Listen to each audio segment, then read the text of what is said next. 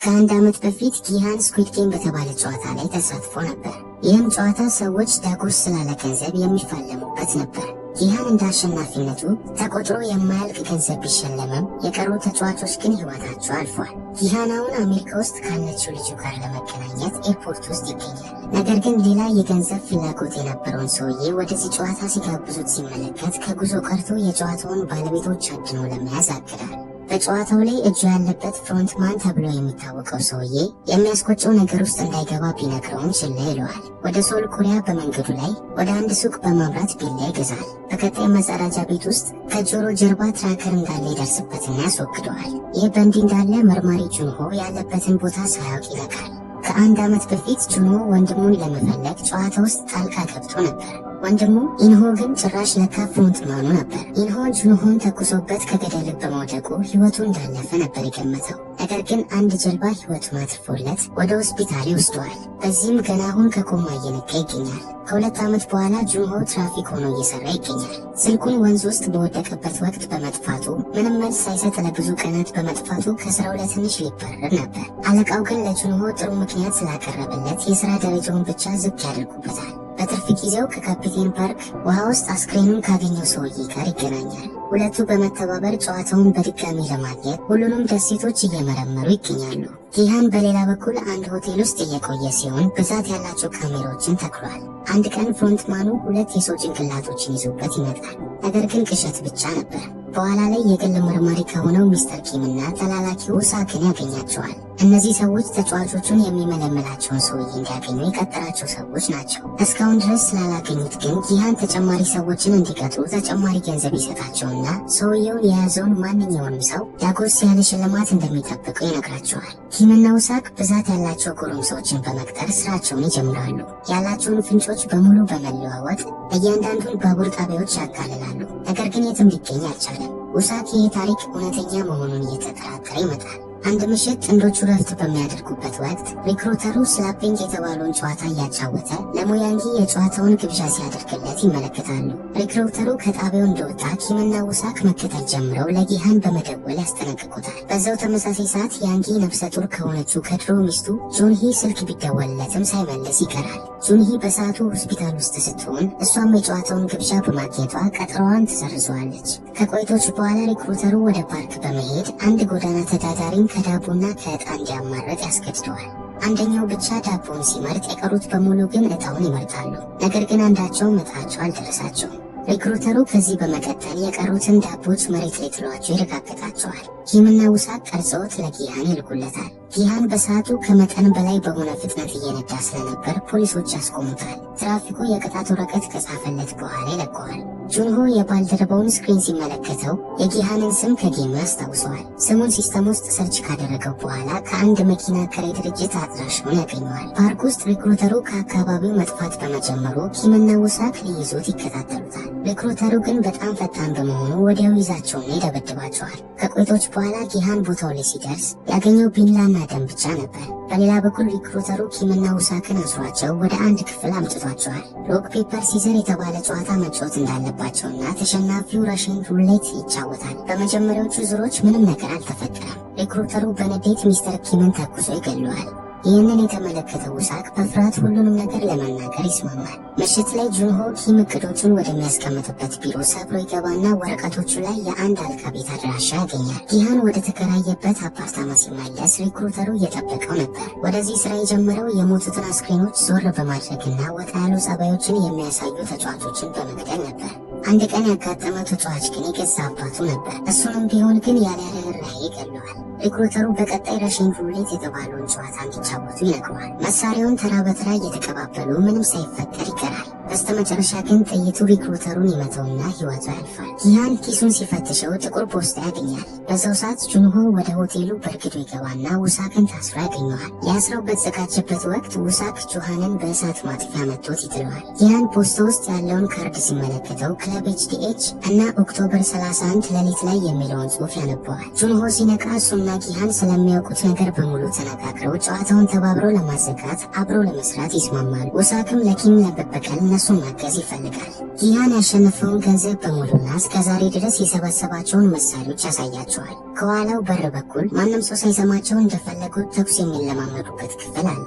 አንድ ፓርክ ውስጥ በሚገኝ የመኪና ማቆያ ጋር ኖኤል መኪና ውስጥ ተኝታለች። አንድ ፖሊስ መስኮቷን ያንኳኳና ይህንን ማድረግ ስለማይፈቀድ እዚህ የምታድረው ዛሬ ለመጨረሻ ጊዜ እንደሆነ አጥብቆ ይነግራታል። በቀጣዩ ቀን ህፃናት የምታዝናናበትን ስራዋን ትጀምራለች። ለህፃናቶቹ ደግ በመሆኗ ስዕል እየሰራት ይሰጣታል። ከስራዋ በኋላ የሰራችውን ትንሽዬ ገንዘብ ይዛ ከደቡብ ኮሪያ ልጇን እንዲያድናት እርዳታ ፍለጋ ወደ አንድ ሰውዬ ትሄዳለች። ነገር ግን ልጇን ከዚህ በፊት ፈልጎ ስላጣት ምንም ማድረግ የሚችለው ነገር እንደሌለ ይነግራታል። ያን ምሽት አዲስ ሪክሩተር ለኖኤል የጨዋታውን ግብዣ ካርድ ይሰጣታል። በቀጣዩ ቀን ከስራዋ ለቃ ካርዱ ላይ ባለው ስልክ በመደወል ጨዋታው ላይ እንደምትሳተፍ ትናገራለች። በእቅዳቸው መሰረት ጊሃን ጥርሱን ያስነቀልና ትራከር ባለው ሌላ ጥርስ ያስተካዋል። በተጨማሪም በድብቁ ክፍል ቀጥሮ የሚያሰራቸውን ወንበዴዎች ያሰለጠናቸዋል። ጊሃን በኋላ ላይ ለልጁ ቢደውልላትም ደፍሮ ግን ምንም ነገር ማለት አልቻለም። ድምጿን ከሰማ ብቻ በኋላ ይዘጋዋል። የተጠበቀው ቀን በስተመጨረሻ ሲደርስ ክለቡ ሃሎዊን በሚያከብሩ ሰዎች ይሞላል።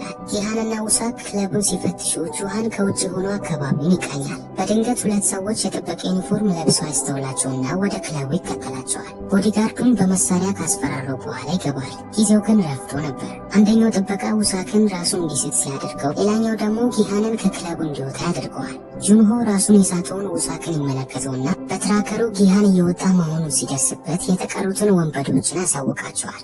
ጊሃንን ወደ አንድ ሊሞ ካስገቡት በኋላ ወንበዴዎቹ መኪናቸውን መከተል ይጀምራሉ። ፍሮንትማኑ ጊሃንን በስፒከሩ በኩል እያወራው ሲሆን ጊሃን ጨዋታው እንዲያቆም ሲነግረው ይቃወማል። ሲስተሙ የሰዎችን ሕይወት ማበላሸቱን እስከቀጠለ ድረስ ጨዋታው እንደማይቆምም ይነግረዋል። ባዶ የሆኑ አስፓልቶች ጋር ሲደርሱ ተደብቀው የነበሩ ስናይፐሮች ወንበዴዎቹን ለማስቆም ጎማቸውን ያተነፍሱባቸዋል። ጊሃን ይህንን ሲገነዘብ ሊሞ ውስጥ ተኩስ መክፈት ይጀምራል። መስታወቱ ግን ጥይት የማይበሳው ነበር። እቅዳቸውን የግድ ለማሳካት ሳይፈልግ ጨዋታው ላይ በድጋሚ እንደሚሳተፍ ይናገራል። ወዲያውም ራሱን የሚያስት ጋዝ ይለቀቃል። ዳክሱ ጋር እንደደረሱ 3 ጭነቶች ኖኤልን ጨምሮ ተጨማሪ ሰዎችን ይጭናሉ። የተመረጠችው ግን ተጫዋች እንድትሆን ሳይሆን ጋርድ እንድትሆን ነበር። በቀጣዩ ቀን ጁንሆና ውሳክ የፓርክ ጀልባ ላይ በመውጣት በትራከሩ የጊሃንን አድራሻ መፈለግ ይጀምራሉ። ደሴቱ ላይ ጊሃን ሲነቃ የስኩዊድ ጌም ተቋም ውስጥ ከተመለመሉት ተጫዋቾች ጋር ራሱን ያገኘዋል። የጨዋታውን ዩኒፎርም ለብሶ ሲሆን እንደ መጀመሪያው 456 የተሰኘውን መለያ ቁጥር ነው የተሰጠው። ጠበቆቹ ህጎቹን ለማብራራት ይመጣሉ። ተጫዋቾቹ እዚህ የሚቆዩት ለ6 ቀናት ሲሆን ሁሉም 6 ጨዋታዎች ላሸነፉት ዳጎስ ያለ ሽልማት ይሰጣቸዋል። ያንቺ ስልኩን ለመጠየቅ ያቋርጣቸዋል። በዚህም ዩቲዩበር እንደነበር የሚያሳይ ቪዲዮ ስክሪኑ ላይ ያሳያሉ። የዩቲዩብ ስራው የተበላሸበት የክሪፕቶ ማስታወቂያ ሰርቶ የብዙ ሰዎችን ገንዘብ በማስበላቱ ሲሆን አሁን በህግ እየተፈለገ ይገኛል። በቀጣይ ትልቅ የሆነ የገንዘብ ማጠራቀሚያ ከኮርኒሱ ስር መውረድ ይጀምራል። በዚህ ማጠራቀሚያም በየጨዋታዎቹ ገንዘብ ተጠራቅሞ 44 ቢሊዮን እስኪደርስ ድረስ ይከማቻል። ከየጨዋታዎቹ በኋላ በየጨዋታው ይቀጥሉ አይቀጥሉ ድምፅ መስጠት ይችላሉ። አብዛኞቹ እንዲቆም ድምፅ ከሰጡ ሁሉም ሰው ያጠራቀመውን ገንዘብ ይዞ እንዲወጣ ይፈቀድለታል። ጥበቆቹ በድጋሚ ያንግሲክ እናቱ ጄምጃ ተሳታፊ እንደሆነች ሲደርስበት ያቋርጣቸዋል። ጨዋታዎቹ ግን ስለ ተሳታፊዎቹ ዕድሜ ደንታ አይሰጠውም። ቀጣዩ እርምጃቸው የተዘጋጀውን ውል መፈረም ነበር። ያንጊ እንደጨረሰ ናምቺዩና ታኖስ የተባለ ራፐር ወደሱ ይመጣሉ። በሱ ማስታወቂያ ገንዘባቸውን ተበልተዋል። ያንጊ የጥፋተኝነት ስሜት እንደማይሰማው ሲናገር ቴኖስ የባሰ በመናደዱ ናምጊዮ ነገሮችን ከመባባሳቸው በፊት ይገላግላቸዋል። የጊሃን የመፈረሚያ ጊዜ ሲደርስ ሕጎቹን በደንብ ማንበብ ይጀምራል። ተጫዋቾቹ በፍቃዳቸው ማቋረጥ አይችሉም። የማይጫወቱት ደግሞ ይሰናበታሉ። ነገሮችን የማቋረጫ ብቸኛው ጊዜ ድምፅ የመስጫው ሰዓት ላይ ብቻ ይሆናል። ተጫዋቾቹ በቀጣይ ወደ መጀመሪያው ጨዋታ ከመላካቸው በፊት ፎቶ ይነሳሉ። ጊሃን የድሮ ጓደኛው ጆንግቤም ተሳታፊ እንደሆነ በማወቁ ይደነግጣል። በሌላ በኩል ጁንሆና ሰዎቹ ትራከሩን በመከተል ወደ ደሴቱ በስተመጨረሻ ይደርሱና ተቋሙን ለመሰለል ድሮን ይልካሉ። ደሴቱ ከአንድ አሳ አጥማጅ ውጪ ባዶ ነበር። ቡድኖቹ ወዲያው የገቡትና እቃዎቹን ሲበረብሩት ትራከሩን ያገኙታል። ይህም ማለት ጊሃን ራሱን ከሳተ በኋላ ትራከሩን ከጥርሱ ነቅለውታል። ተጫዋቾቹ በኋላ ላይ ትልቅ የአሻንጉሊት ወደ ቆመችበት ሜዳ ይላካሉ። ጊሃን ጥርሱን ቼክ ሲያደርገው ትራከሩን በማጣቱ ጓደኞቹ ስለማይመጡ ይደነግጣሉ። የመጀመሪያው ጨዋታ ሬድ ላይት ግሪን ላይት ሲሆን ተጫዋቾቹ የሜዳው ተቃራኒ ጋር ለመድረስ 5 ደቂቃ ብቻ ነው የሚሰጣቸው። መንቀሳቀስ የሚችሉት ግን አሻንጉሊቷ ግሪን ላይት ስትል ብቻ ነው። አሻንጉሊቷ ሬድ ላይት ካለች ሁሉም ሰው ቀጥ ብሎ መቆም አለበት። የሚንቀሳቀሱት ደግሞ ይሰናበታሉ። ጊሃን ይሰናበታሉ ማለት ይገደላሉ ማለት እንደሆነ አስረግጦ ሊነግራቸው ይሞክራል። ማንም ያመነው ሰው ግን አልነበረም። ጨዋታው በስተመጨረሻ ይጀመርና ፍሮንትማኑ ከግል ክፍሉ ሆኖ መከታተል ይጀምራል። ሁሉም ሰው በህይወት ለማዳን ጊሃን መቼ እንደሚንቀሳቀሱና መቼ እንደሚቆሙ ትዕዛዝ ይሰጣል። በመሃል ግን ቴኖስ ለአንዲት ሴት አንገቷ ላይ ንብ እንዳለባት ሲነግራት ደንግጣ ስትንቀሳቀስ ወዲያው ተተኩሶባት ትሞታለች። ሁሉም ሰው በዚህ ተደናግጦ ሲንቀሳቀስ እያንዳንዳቸው ተተኩሶባቸው ይገድላሉ። ብዛት ያላቸው ተጫዋቾች መሯሯጣቸውን ሲቀጥሉ ኖኦይልን ጨምሮ ሁሉም ጥበቆች ተኩሰውባቸው ይጥሏቸዋል። ጊሃን ቀጥ ብለው እንዲቆሙ ሁሉንም ለማስታወስ ይሞክራል። ነገር ግን በመቶዎች የሚቆጠሩ ተጫዋቾችን ያጣሉ። ተጫዋቾቹ አሁን ጊሃንን እያመኑት ስለመጡ በህይወት የሚቆዩበትን ሚስጥር ይነግራቸዋል። መንቀሳቀስ በቻሉበት እድል በሙሉ ቴኖስ ደብቆ ያስገባውን እጽ ይጠቀማል። የጊሃንን መመሪያዎች በመከተል ቡድኖቹ ጥሩ ጨዋታ መጫወታቸውን ይቀጥላሉ። በመሃል ግን ኖኦይል አንዲት ሴትን በመንቀጥቀጧ ብቻ ትተኩስባታለች። ቴኖስ 3 ተጫዋቾችን ሆን ብሎ ይገፈትራቸውና ያስገድላቸዋል። ከተወሰኑ ዙሮችና ከብዙ ሞቶች በኋላ የቡድናቸው ግማሾቹ መስመሮቹን ማለፍ ቻሉ። አንደኛው የተተኮሰበት ተጫዋች እስካሁን በህይወት ሲሆን ጊሃን ወደ ኋላ ተመልሶ መስመሩን እንዲያልፉ ይረዳዋል። ኖኦይል ግን ህጉን በመተላለፍ ሰውየውን ተኩሳት ጨርሰዋለች። ተጫዋቾቹ ወደ አዳራሻቸው እንደተመለሱ 91 ሰዎች እንደተገደሉና 365 ተጫዋቾች እንደቀሩ ይነገራቸዋል። የተወሰኑት ተጫዋቾች ለነፍሳቸው መማፀን ይጀምሩና ጠበቆቹ በመጀመሪያ እስካሁን የተሰበሰበውን ብር መሙላት ይጀምራሉ። ጊሃን ጨዋታው እንዲያበቃ አሁን ድምፅ መስጠት እንደሚችሉ ያስታውሳቸዋል። እስካሁን ባሉት ተጫዋቾች ይህ ገንዘብ ቢካፈል እንኳን በጣም አነስተኛ ይሆናል። ድምፅ አሰጣጡ ይጀመርና ምርጫቸውን የሚወክል አርማ ይሰጣቸዋል። አብዛኞቹ ጨዋታው ላይ ለመቆየት እየመረጡ እንደሆነ ሲመለከት ጊሃን ስለ ቀጣዮቹ ጨዋታዎች አደገኝነት ለማስጠንቀቅ ይሞክራል። የሚሰማው ሰው ሲያጣ ግን ከዚህ በፊት ተሳትፎ እንደሚያውቅ ለመናገር ይገድዳል። ቴኖስ በዚህ እውቀቱ ሁሉንም ሰው እንዲያሸንፍ መርዳት እንደሚችል ይነግረዋል። ጥበቃዎቹ ክርክሩን ያቋርጡትና ድምፅ አሰጣጡ እንዲቀጥል ያደርጉታል። ቁጥራቸው እኩል በመሆኑ የሚለያቸው 001 መለዮ የለበሰው ተጫዋች ይሆናል። ይህ ሰውዬ ለመቆየት ድምፁን ይሰጥና ግማሹ ቡድኖች ሲከሰቱ 001 ተጫዋቹ በድብቅ የገባው ጁንሆ እንደሆነ እንመለከተዋለን። በኋላ እራት በሚበሉበት ወቅት ተጫዋቾቹ ጊሃንን ለቀጣዩ ጨዋታ ምክር እንዲሰጣቸው ይጠይቁታል። ስሙ ዳልጎና እንደሆነ ይነግራቸዋል። በዚህ ጨዋታ ላይ ቅርጽ የወጣለትን ከረሜላ ሳይሰብሩት ቅርጹን መውጣት አለባቸው። የተወሰኑት ተጫዋቾች የበላይነታቸውን ለማግኘት ይህንን ምክር በሚስጥር ለመያዝ ይወስናሉ። ጊሃን ግን ሁሉንም ሰው በእኩልነት እንደሚረዳ ቃል ይገባል። ጁንሆ ጊሃንን ለምን በድጋሚ እንደመጣ ይጠይቀዋል። በሌላ በኩል ጂኤም ጃሽ ምግቧን ለጁሃን ታካፍላታለች። ምክንያቱም ገና እንዳየቻት ነፍሰ ጡር መሆኗን አውቃለች። ቴነስና ጓደኛው ያንጊንን መተናኮላቸውን ቀጥለው ከአቅሙ በላይ ሲሆኑበት ጸብ ይጀምራሉ። በዚህም ጁኖ ያገላግላቸዋል። ቴኖስና ያንጊናም ሊደበድቡት ሲመጡ ኢንሆ በቀላሉ በልጧቸው ያለውን ብቃት ያሳያቸዋል። ይህም የሁሉንም ሰው አክብሮት ያስገኘዋል። መሀል ሌሊት ላይ ኢንሆ ለጊንሃን ባለቤቱ በመታመሟ ለሕክምናው ገንዘቡ እንደሚያስፈልጉ ይነግረዋል። በተቋሙ ላቦራቶሪ ውስጥ ጥበቆቹ የሟቾቹን ኩላሊቶች ለማውጣት መቸገር ይጀምራሉ። አብዛኞቹ አካላቸው ከጥቅም ውጭ የሆነው ከአንድ ጊዜ በላይ ስለተተኮሰባቸው ነው። ይህ ደግሞ መፈጠር የለበትም። ይህንን ያደረገችው ኖኦይል እንደሆነች እንደታወቀ ወደ ኦፊሰሩ ትወሰድና ሁለቱ ለካ ከዚህ በፊት ይተዋወቃሉ። እዚህ ጨዋታ ላይ ከ7 ዓመት በፊት ልጇን እንደሚያስገኝላት ነግሯት እንድትሰራ በማታለል ነበር ያመጣት። ሕጉን በመተላለፏ ቢጮህባትም ኖኦይል ግድ ሳይሰጣት ጥለው ትሄዳለች። ሱል ኮሪያ ውስጥ ጁንሆ ለፖሊሶች እርዳታ ለመጠየቅ ይሞክራል። ነገር ግን ያለምንም ፍንጭ ምንም አይነት ምርመራ እንደማይጀምሩ ይነግሩታል። ለውሳክና ወንበዴዎቹ ደሴቱን ማሰሳቸውን እንዲቀጥሉ ያዛቸዋል። ፓርክ ግን ባለው አደገኛ የአየር ንብረት ምክንያት አሁን መጓዝ እንደማይችሉ ይነግረዋል። በቀጣዩ ቀን ቴኖስ በሚስጥር እጽ መውሰዱን ይቀጥላል። ጁንሂ ወደ ማንኪ በማምራት ልጁን እንደማታስወርደው ትነግረዋለች። ጥንዶቹ በሚከራከሩበት ወቅት ግን ሁለተኛው ጨዋታ ይፋ ይሆናል። ጊሃን እንደተነበየው ግን ዳልጋኑ አልነበረም። ቡድኖቹ ወደ አንድ ሜዳ ተወስደው 5-5 ሆነው እንዲመዳደቡ ይታዘዛሉ። አብዛኞቹ አሁን ጊሃንን ማመን በማቆማቸው ከኢንሆ፣ ያንግቤ፣ ዴሆና ከጁንሂ ጋር ለመቀላቀል ይገድዳል። ጨዋታው የሚከናወነው የእያንዳንዳቸው እግር ታስሮ ሲሆን ተራ በተራ በየ10 ሜትር ልዩነት ካሸነፉ ቡድኖቹ ወደ ቀጣዩ ማለፍ ይችላሉ። እያንዳንዱን ጨዋታ ለመጨረስ 5 ደቂቃ ብቻ ነው የሚሰጠው። ተጫዋቾቹ የሚሳተፉን ተመራጮች ከወከሉ በኋላ ጥበቆቹ እግራቸውን ያስሯቸዋል። የመጀመሪያዎቹ ሁለቱ ቡድኖች ዙሩ እንደጀመሩ የሚጠብቁት ቡድኖች የተወሰኑ ቴክኒኮችን በማየት ይለምዳሉ። ዲያሁ መሬት ላይ ባነሳው ጠጠር ጨዋታውን መለማመድ ይጀምራል። አንደኛዎቹ ቡድኖች በአንደኛው ጨዋታ ላይ ሲወድቁ እስከፈለጉበት ድረስ እንዲደጋግሙት እድል ይሰጣቸዋል። በተደጋጋሚ ግን በመሸነፋቸው የበለጠ እየፈሩ ይመጣሉ። በዚህም የበለጠ ስህተቶችን ይሰራሉ። የመጀመሪያው ዙር እንዳለቀ ሁለቱም ቡድኖች ባለማሸነፋቸው 10ሩም ተተኩሶባቸው ይገድላሉ። ተጨማሪ ጥበቆች አስክሬኖቹን ለመውሰድ ቢመጡም ኖኦይል 2 ጊዜ እንደተኮሰችበት ታረጋግጣለች። ቀጣይ የሚጫወቱት ቡድኖች እነ ጂኤምጃዝ ናቸው። ያንግሚ በጣም ስለፈራች የመጀመሪያውን ጨዋታ በተከታታይ ትሸንፋለች። የውንጁ ግን ታረጋጋትና በስተመጨረሻ ታሸንፋለች። ያንግሲክ የመጀመሪያውን ድንጋይ ቢስተውም በሁለተኛ ያገኘዋል። ጂኤምጃ በትንንሾቹ ቅርጽ እየተጫወተች ትንሽዬ ስህተት ትሰራለች። ነገር ግን በልጇ እርዳታ ምክንያት አስተካክላ ታሸንፋለች። ተጫዋቾቹ ሞራል ቢሰጧቸውም አምስተኞቹ ቡድኖች መሬት ላይ ደም በማየታቸው አንደኛዋ ትርበተበታለች። የውንጁ በተደጋጋሚ ከመታቻት በኋላ ግን ወደ ቀልቧ ትመለስና እሽክርክሮሹን በስርዓቱ መጠቀም ቻለች። በመጨረሻ ዩንጁ 5 ጊዜ ማጠባጠብ ሲጠበቅባት በመጀመሪያው ዙር በማሳካቷ ቡድኖቹ በሰዓቱ ጨዋታውን ያሸንፋሉ። አብዛኞቹ የቴኒሱን ቡድኖች ጨምሮ ቢያልፉም የተወሰኑት ቡድኖች ግን ወድቀው ይገደላሉ።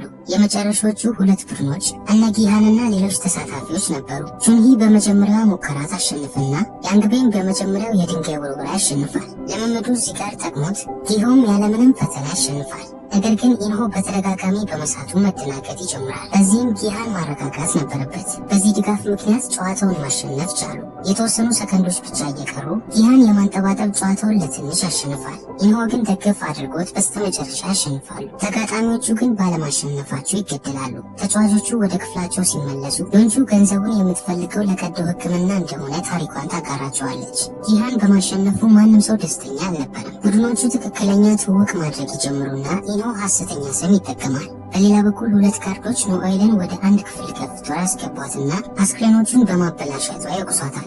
ለራሷ ለመከላከል ብትሞክርም 2 በመሆናቸውንና ቢላ በመያዛቸው ከአቅሟ በላይ ይሆናሉ። ይህ የመጨረሻዋ ማስጠንቀቂያ እንደሆነ ይነግሯታል። አስክሬኖቹን በድጋሚ ካበላሸች ጣቶቿን ይቆርጡላታል። ጠበቆቹ ከዚህ በመቀጠል ወደ ተጫዋቾቹ ክፍል በመግባት ገንዘቡን ወደ ማጠራቀሚያ ይከቱትና በዚህ ጨዋታ ላይ 110 ተጫዋቾች ሕይወታቸው እንዳለፈ ይናገራሉ። ይህም ማለት አሁን የቀሩ ተጫዋቾች 255 ደርሰዋል። አሁን የመምረጫው ሰዓት ደርሷል። የጂሃን ቡድኖችና የኢንሆ ቡድኖች ጨዋታው እንዲቋረጥ ድምፅ ለመስጠት ይስማማሉ። ያንግሲክ የእናቱን ጭንቀት ችላ በማለት እንዲቀጥሉ ድምፁን ይሰጣል። ድምፃቸው በድጋሚ እየተጠጋጋ ይመጣል። በዚህም ኢንሆ ሁሉም ሰው እንዲያስቆሙ የሚያነቃቃ ንግግር መስጠት ይጀምራል። በመሃል አንድ ሽማግሌ መጣና የተጠራቀመው ገንዘብ የሁሉም ሰው ዕዳ ለመክፈል በቂ እንዳልሆነ ይናገራል። በመሃላቸው በድጋሚ ክርክር በመነሳቱ ሰውየው አንድ ጨዋታ ብቻ እንጨምር የሚል ድምፅ በማሰማቱ ወዲያው የአብዛኛውን ሰው ድጋፍ ያገኛል። በስተመጨረሻ ጨዋታው ላይ እንቆይ የሚለው ድምፅ ያሸንፋል። በኋላ የራት ሰዓት ላይ ዮንሲክ ለእናቱ ከምታውቀው በላይ የገንዘብ ዕዳ እንዳለበት ይነግራታል። ጂኤምጃ ግን እስካሁን ተናዳበታለች። የጊሃንም ቡድኖች በያንግ ቤ ደስተኛ አልነበሩም። ቢሆንም ግን ከስብስባቸው አልወሰጡትም። መጸዳጃ ቤት ውስጥ የቴኒስ ቡድኖች ያንጊንን እንዲቋረጥ ድምፅ በመስጠቱ ሊደበድቡት ሲዘጋጁ ኢንሆ ጣልቃ ይገባና ቴኒስ በፍርሃት ይወጣል። አዳራሽ ውስጥ ያለው ፍርሃት እየጨመረ በመምጣቱ ጊሃን ከአልጋዎቹ ስር እንዲተኙና በመሃል ጥቃት እንዳይፈጠር ተራ በተራ እንዲተኙ ለቡድኖቹ ምክር ይሰጣል። መሃል ሌሊት ላይ ጂኤምጃን መጸዳጃ ቤት ለመሄድ ትፈልግና ጸጉር ውስጥ ቢላ ደብቃ በመያዟ ለልጇ እንዳይጨናነቅ ትነግረዋለች። ጥበቃዎቹ በዚህ ሰዓት ማንም ሰው መግባትም ሆነ መውጣት እንደማይችል ቢነግሯትም እንድትገባ እስኪፈቀድላት ድረስ ትለምናቸዋለች። በቀጣዩ ቀን ጁንሆ ቡድኖቹን ለ2 ይከፍላቸውና አካባቢው ላይ ያሉትን ደሴቶች እንዲያጠሩ ስራ ይሰጣቸዋል። ተቋም ውስጥ ተጫዋቾቹ ለሶስተኛው ጨዋታ ወደ አንድ ክፍል ይወሰዳሉ። ስሙ ሚንግል ሲሆን ቦታው ላይ መቆም አለባቸው። ወዲያውም መዞር ይጀምራል። ተጫዋቾቹ ቁጥር ሲሰሙ በ30 ሰከንድ ውስጥ ያንን ቁጥር የሚያሟላ ቡድኖች መመስረት አለባቸው። ክቡ ሁሉንም ተጫዋቾችን ይዞ መሽከርከር ሲጀምር የህፃናት መዝሙሮች መከፈት ይጀምራሉ። የመጀመሪያው ቁጥር 10 ሲሆን ተጫዋቾቹ አጠገባቸው ያለውን ማንኛውም ሰው በመያዝ ወደሚቀርባቸው በር ያመራሉ። ሰዓቱ ሲጠናቀቅ ወደ ኋላ የቀሩ ተጫዋቾች ወዲያው ይገደላሉ። አስክሬኖቹ ከተወሰዱ በኋላ ክቡ በድጋሚ ይሽከረከርና የተመረጠው ቁጥር 4 ይሆናል። ከዚህ በፊት 5 የሆኑት ቡድኖች አሁን ከመከፋፈል ውጭ ሌላ አማራጭ አልነበራቸውም። አብዛኞቹ ወደ በሮቹ ለመሮጥ በቂ አጋር ያገኛሉ። አንደኞቹ ግን 3 ተጫዋቾች ብቻ ይዘው የተሳሳተ ቁጥር የያዙትን ቡድኖች ይገላሉ። በአሁኑ ኖኤል አስክሬኖቹን ከአንድ ጊዜ በላይ ሳትተኩስባቸው ትቀርና ወደሚቀርባቸው ክፍል ይገባሉ። ሰዓቱ ካለቀ በኋላ ጥበቆቹ ቡድኖች ያላገኙትን ሰዎች ጨምረው ሕጉን በስርዓት ትከተለዋለች። ለቀጣዮቹ ዙሮች 3 ይሆናሉ። ተጫዋቾቹ በድጋሚ ይደናገጣሉ። ምክንያቱም ብዙ ተጫዋቾች ቅድም በመከፈላቸው ራሱ በጣም ተቀያይሞ ነበር። ያንግሲክ በ2 ወንዶች ተጎትቶ ሲወሰድ ጂኤምጃ ደግሞ ከኢንሆና ጊሃን ጋር ወደ አንድ ክፍል ይገባሉ። ኢንሆ እናቱን ጥሎ የሄደ እንዲመስል ሐሰተኛ ወቀሳዎች ያቀርባል። በዚህም የእናቷ አይምሮ ላይ የመገፋት ስሜት እንዲሰማት ያደርጋል። ተሸናፊዎቹ ከተገደሉ በኋላ ጄምጃ እያለቀሰ ከነበረው ልጇ ጋር ሲገናኙ አጥብቃ ታቅፈዋለች። ቀጣዩ ቁጥር 6 ሲሆን ተጫዋቾቹ በፍጥነት ቡድኖች መስርተው በፍጥነት ወደ በሮቹ ሲያመሩ ያንግሜ ትገፈተርና ብቻዋን ውጪ ትቀራለች። ዩንጁና ጄምጃ በህልፈቷ ምክንያት ተበሳጭተው ያንግጁ በሩን በመዝጋቱ ተቁሰዋለች። ያንጊ ግን ቡድናቸውን ስለሞሉ እንደውም ህይወታቸውን እንዳተረፈላቸው ይነግራቸዋል። ለመጨረሻው ዙር የተያዘው ቁጥር 2 ሲሆን ኢንሆ አንድ ሰውዬን ገፍትሮ ከያንግ ቤ ጋር ወደ አንድ በር ለመግባት ይሞክራል። ከመቆለፋቸው በፊት ግን ሶስተኛ ሰው ዘሎ ይገባል። ያለምንም ማንገራገር ኢንሆ ሶስተኛውን ሰውዬ በመግደል ክፍል ውስጥ ያለውን ቁጥር ትክክል ያድርገዋል። ጨዋታው ያለቀው 100 ሰዎች ብቻ ቀርቶበት ሲሆን በተመሳሳይ ሰዓት ቹንሆ ከሺፑ በመሆን የተሻለ እይታ ለማግኘት ድሮን ይልካል። ከብዙ ፍለጋ በኋላ ከዛፍ ስር የተደበቀ መግቢያ ያገኛል። በዚህም ቡድኖቹ ለማጣራት ወደሱ ያመራሉ። በሩን ለመክፈት ሲሞክሩ ድብቅ ቦምብ ይፈነዳና ሁሉም ሰው ይወድቃል። አብዛኞቹ በህይወት ሲተርፉ፣ አንደኛው አባላቸው ግን በሚያሳዝን ሁኔታ ህይወቱ ያልፋል።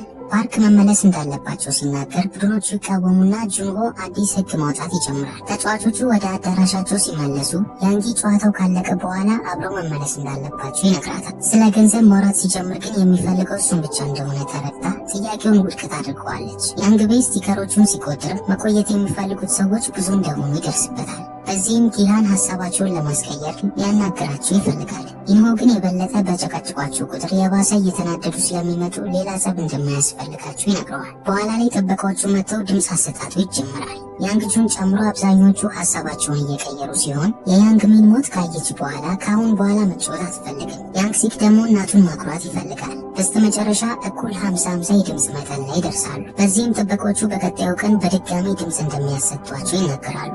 ራት በሚበሉበት ወቅት ተጫዋቾቹ በየስቲከሮቻቸው አይነት አብረው ለመመገብ ይሰበሰባሉ። በሁሉም ወገን ሀሳባቸውን እንዲቀይሩ ለማሳመን ይሞክራሉ። ሁሉም ሰው በሚጣላበት ወቅት ጊሃን የምግብ ዕቃ ውስጥ ሹካ እንዳለ ይገነዘባል። የዛሬው ምግባቸው ደግሞ ሹካ ያስፈልገው። በኋላ ላይ ቴኖስና ናምኪዮ ሚንሱን ይተናኮሉታል። ስለ ምርጫው ሀሳቡን ለማስቀየር እየሞከሩ ይገኛሉ። ቴኖስ መጮህ ሲጀምር ያንጊ በመሃል መጥቶ ያቋርጣቸዋል። ቡድኖቹን በመጣራት ከሚንሱ ጎን እንዲቆሙ ይነግራቸዋል። ቴኖስም የራሱን ቡድኖች በመጥራት ጁንሂን ሊደበድበው በንዴት ይሰነዝራል። ይህም መጸዳጃ ቤት ውስጥ ያሉት ወንዶች በሙሉ ወደ ጸብ እንዲገቡ ምክንያት ይሆንና ሚንሱ አጋጣሚውን ለማምለጥ ይጠቀምበታል። ንዴት ላይ የነበረው ቴኖስ ያንጊን መሬት ላይ አስደግፎት ማነቅ ይጀምራል። በዚህም ሚያንጊ በያዘው ሹካ አንገቱን በመውጋት ያስቆመዋል። ሚያንጊ በቀጣይ ቴኖስን ይገፋውና የሽንት ቤቱ ክፍል ውስጥ ይደበቃል። ሹካው እስካሁን ድረስ የቴኖስ አንገት ላይ በመሆኑ ሌሎች ተጫዋቾቹም ይዘውት ሊገሉበት ይጠቀሙበታል። በስብርባሪዎቹም ተጨማሪ ግድያዎችን ያስተናግዳሉ። ሁለቱ ጥበቆች ከውጭ ሆነው ምን እየተፈጠረ እንደሆነ ቢያዳምጡ ምንም ነገር ሳያደርጉ ይቀራሉ። በኋላ ላይ ዋናው ክፍል ላይ 5 ሞቶች እንደታዩ ይነገርና ማጠራቀሚያ ውስጥ ተጨማሪ ገንዘቦች ይጨምራሉ። መጸዳጃ ቤት ውስጥ የገቡት ወንዶች ከወጡ በኋላ ጸቡን ያስጀምሩት እነሱ እንዳልሆኑ እርስ በርስ መወቃቀስ ይጀምራል። በድጋሚ መጨቃጨቅ እንደጀመሩ ስቲከሮቹን ይቆጥሩና ጨዋታው እንዲያበቃ የሚፈልጉት ሰዎች ቁጥር እንደበለጠ ይገነዘባሉ። ነገሮች የበለጠ ሳይጋጋሉ ጥበቆቹ ወደ መኝታቸው እንዲሄዱ ያዛቸዋል። መርከቡ ላይ አንደኛው ተከታሪ ፓርክ ድሮኑን ሲያበሩ ያስተውላል። በዚህም ፓርክ ወዲያው ወቅቶት ወደ ውሃው ገፍትሮ ይጥለዋል። አንደኛው አባል ድምፅ ሰምቶ ቼክ ለማድረግ ሲመጣ ፓርክ የተወሰኑ ሳጥኖችን የጣለ ማዕበል እንደሆነ ይዋሻል። ወደ ተቋሙ ስንመለስ ጥበቆቹ ልዩ ለሆነ ጨዋታ ራሳቸውን እንዲያዘጋጁ ይነግሯቸዋል። ጊሃን ምሽት ላይ ተቃራኒዎቹ ቡድኖች እንደሚያጠቋቸው ስለገመተ አብረው በመተባበር እርስ በርስ ከሚጨራርሱ የጨዋታዎቹን ባለቤት ተጋግዘው ማስቆም እንዳለባቸው ይናገራል። እቅዱ በድጋሚ ጸብ እስኪነሳ ድረስ ጠብቀው አጋጣሚውን በመጠቀም የጥበቆቹን መሳሪያዎች መንጠቅ ነው። ናምኪ በሌላ በኩል የቴኖስን የአንገት የሰረቀ ሲሆን ብዙ እጽ ወስዶ ከኪሱ ሹካ ያወጣል። ምሽት ላይ መብራቶቹ እንደጠፉ ጊሃንና የቅርብ ጓደኞቹ ከአልጋው ስር ይደብቃሉ። የቀሩት ቡድኖች ጥቃታቸውን ጀምረው በኋላ ላይ በየቦታው ሰዎች መሞት ይጀምራሉ። በጨለማው ምክንያት የራሳቸውን ቡድን አባል ራሱ ይገላሉ። ጊሃን ይህንን ሁሉ ሞት እያየ ማገዝ ባለመቻሉ ያስከፋዋል። ሚንሱ ናምኪን ለመግደል ጠርሙስ ትወረውርበታለች። በኋላ ላይ ግን መብራቶቹ ይበሩና ጥበቆቹ ጸቡን ለማስቆም ወደ አዳራሹ ይገባሉ። ጊሃንና ቡድኖቹ የሞቱ ቢያስመስሉም ጥበቆቹ ቼክ ሊያደርጓቸው ሲሉ ወዲያው መሳሪያቸውን ይሰርቋቸዋል። ተጫዋቾቹ ወዲያው ተኩስ ከፍተው ግማሾቹን ከገደሉ በኋላ የተወሰኑት ደግሞ ከአልጋዎቹ ስር ተደብቀው ይተኳኩሳሉ። ተጨማሪ ጥበቆችን በገደሉ ቁጥር ተጨማሪ መሳሪያዎችን ያስለቅቃሉ። ኦፊሰሩ ይህንን ሲያስተውል ለቀሩት ጥበቆች ከክፍሉ እንዲወጡ ያዛቸውና በሮቹ ይቆለፋሉ። አንድ ጥበቃ ግን ሳያስበው ወደ ኋላ ይቀርና እንደ ታጋች ይይዙታል። አንደኛው ተጫዋች በቀጣይ ማታ ላይ ያጠቋቸውን ሰዎች በሙሉ መግደል ይፈልጋል። ጊሃን ግን ያስቆመዋል። ዮንጁ የደህንነት ካሜራዎቹ ላይ ስትተኩስ ጊሃንና ያንግቤ የጨዋታዎቹን ባለቤቶች ለመግደል በጎ ፈቃደኞችን እንዲቀላቀሏቸው ጥያቄ ያቀርባሉ። ያንግሲክ መቀላቀል ቢፈልግም እናቱ ታስቆመዋለች። ጁንሂም በምልክት ለማንጊ እንዳይሄድ ትነግረዋለች። ቡድናቸውን ብዙ ሰዎች ባይቀላቀላቸውም ከእቅዳቸው የሚያስቀራቸው ነገር አልነበረም። መሳሪያዎቹንና ሬዲዮቹን ከተከፋፈሉ በኋላ ያንግቹ ስለ መሳሪያው አጠቃቀም ታስተምራቸዋለች። ከዚህ በመቀጠል ቡድኖቹ ያገቱትን ሰውዬ ወደ አድሚኑ ቢሮ እንዲመራቸው ያስገድዱታል። ብዙ ቀለማት ያለበት ደረጃዎቹ ጋር ሲደርሱ ተጨማሪ ጥበቆች ወዲያው ተኩስ ይከፍቱባቸዋል። ከተወሰኑ የተኩስ ልውውጦች በኋላ ቡድኖቹ ጥበቃዎቹን ተኩሶ ይጥሏቸዋል። እዚህም ያሉትን ካሜራዎችን ከወደሙ በኋላ ከወደቁት ጥበቆች ጥይቶችን እየለቀሙ ይሄዳሉ። ወደ አድሚኑ በር ሲደርሱ ተጨማሪ ጋርዶች ይመጡና በድጋሚ ተኩስ በመክፈታቸው ወዲያው ታጋቹን ይገሉታል። ጊሃንና ያንግቤ አድሚኑን ሲፈልጉት የቀሩት ደግሞ የተወሰኑ ሰዓት እንዲያገኙ በተኩስ ይይዙላቸዋል። ያገኙትን በር በሙሉ ቢከፍቱትም እያንዳንዳቸውን ተደግፈው ነበር የሚያገኟቸው። ጊሃን በቀጣይ ግድግዳው ላይ ሴንሰር ይመለከትና የወታደር ማስክ ሲያደርግ ወደ ሌላ ኮሪደር የሚወስደው በር ይከፈትለታል። በመንገዳቸው ላይ ተጨማሪ ካርዶች እንዲያገኙ ማስኩን ተጠቅሞ በማታለል ተኩሶ ይገሏቸዋል። ወደ ዋናው ኮሪደር ስንመለስ ቡድኖቹ የተወሰኑ ሰዎች እያጡ ጥይትም እያለቃቸው ነበር። ጊሃንና ያንግቤ ደውለው ወታደሮች መውጫ እንዳሳጧቸው ሲነግሯቸው ኢንሆ ሁለት አባላቶች ሊረዷቸው ያምራሉ። ይኸው ተጨማሪ ጥይቶችን ለማግኘት አስክሬኖችን መፈለግ ይጀምራል። በሌላ በኩል ጊሃን ሪስኩን ወስዶ ወደ አስክሬኖቹ ጥይት ለመውሰድ ያመራል። በዛው ሰዓት ኢንሆ ከሁለቱ አባላቶች ጋር ይመጡና ወደ ቢሮ የሚያስገባ መግቢያ እንዳገኘ ይነግረዋል። ነገር ግን የጋርዶቹን ትኩረት የሚወስዱለት ሰው ይፈልጋል። ጊሃን ተስማምቶ የመጨረሻውን ጥይት ይሰጠዋል። ምክንያቱም ዲዮ ተጨማሪ ጥይቶችን ይዞ ይመጣል ብለ ያስባል። ዲዮ ያገኘውን ጥይት በሙሉ በመልቀም ወደ እነ ጊሃን ያመራል። በሚወጣበት ወቅት ግን የተኩስ ድምፆቹን በሙሉ ሲሰማ መጨናነቅ ይጀምራል። በዚህም ሬዲዮን ይጥለውና ከቀሩት ቡድኖች ጋር ለመቆየት ይወስናል። ዮንጁ ሬዲዮን ማንም ሰው ባለመመለሱ ተጠራጥራ ለማጣራት ወደ ኋላ ትቀራለች። ኢንሆ ከሁለቱ ሰዎች ጋር ኮሪደሩ ላይ ብቻውን በሆነበት ወቅት እስኪዞሩ ድረስ ጠብቋቸው ሁለቱንም ይገላቸዋል። በቀጣይ በሬዲዮ ለጊሃን ይደውልለትና ሁለቱም እንደተተኮሰባቸው እሱም ሊሞት እንደሆነ ይነግረዋል። በተጨማሪም ለቀሩት ቡድኖች በመደወል እቅዳቸውን እንዲያቋርጡ ይነግራቸዋል። ዋናው ክፍል ውስጥ ዮንጁ በዲዮ የተሰበሰበውን ጥይት በሙሉ ታገኘዋለች። ከመሄዷ በፊት ግን የተወሰኑ ጋርዶች ይመጣሉ። እነሱን መጋፈጥ ብትፈልግም ጂኤምጃ ግን ብቻዋን ማሸነፍ ስለማትችል ተደብቃ እንድትቀር ትነግራታለች። ዋናው ኮሪደር ላይ አንደኛው አባል ራሱን ለማጥፋት ይወስናል። የቀሩት ሁለቱ ደግሞ እጃቸውን ይሰጣሉ። ጥበቆቹ ግን ከመግደል ወደ ኋላ አላሉ። ይህንን ሁሉ ነገር ሬዲዮ ላይ ሲሰሙ ጊሃንና ያንግቤም እጃቸውን ይሰጣሉ። ኢንሆ በድጋሚ የፍሮንት ማኑን ማስክ በማድረግ ከፊቱ ይቆምና አጉል ጀብደኛ ነኝ ማለት ትርፉ ይሄ እንደሆነ ተናግሮ ያንግቤን ግንባሩን ይመታዋል። ጊሃን በጓደኛው ህልፈት መቆጣት ሲጀምር ጥበቆቹ ከመሬቱ ጋር ያጣብቁታል። ከተወሰኑ ጊዜያት በኋላ የቀሩት ተጫዋቾች ሬድ ላይት ግሪን ላይትን በአሁኑ ከሁለት አሻንጉሊቶች ጋር ለመጫወት ይዘጋጃሉ። የስኩዊድ ጌም ሲዝን 2ም እዚህ ጋር ያበቃል።